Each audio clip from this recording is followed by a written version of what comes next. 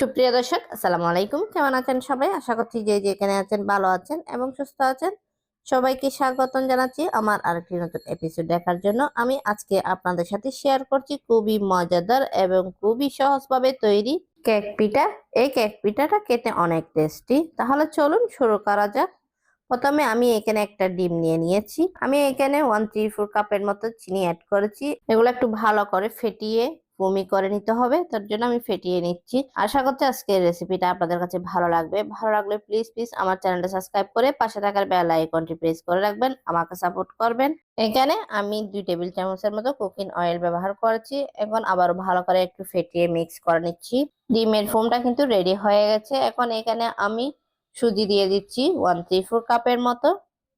সুজিটা দেওয়ার পর আবার একটু ভালো করে ফেটিয়ে নিচ্ছি। আশা করছি আজকের রেসিপিটা আপনাদের কাছে ভালো লাগবে। ভালো লাগলে লাইক, কমেন্ট এবং বেশি বেশি করে শেয়ার করবেন। দেখেন ফেটানো হয়ে গেছে।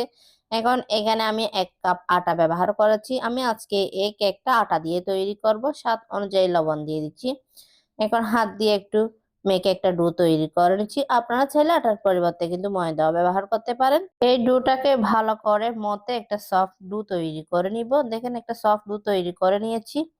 ডোটা কিন্তু রেডি হয়ে আছে। এখন আমি পিঠাটা তৈরি করে নিচ্ছি। কেক পিঠাটা দেখেন কত সহজে এই কেক পিঠাটা তৈরি করে নিচ্ছি। এটা দেখে বুঝে নিতে হবে, বলার তেমন কিছু নেই।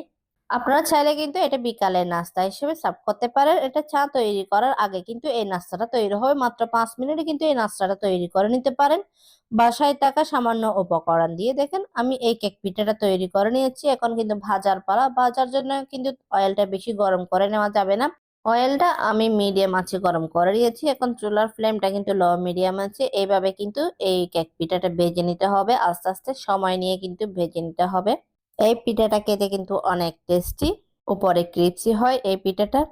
দেখেন এই কেক পিঠাটা রেডি হয়ে গেছে। আমি এখন উঠিয়ে আপনাদেরকে পরিবেশন করে দেখাচ্ছি। দেখেন দেখতে কত লোভনীয় হয়েছে এই কেক পিঠাটা। এটা কিন্তু চা তৈরি হওয়ার আগে কিন্তু এই পিঠাটা তৈরি হয়ে যাবে।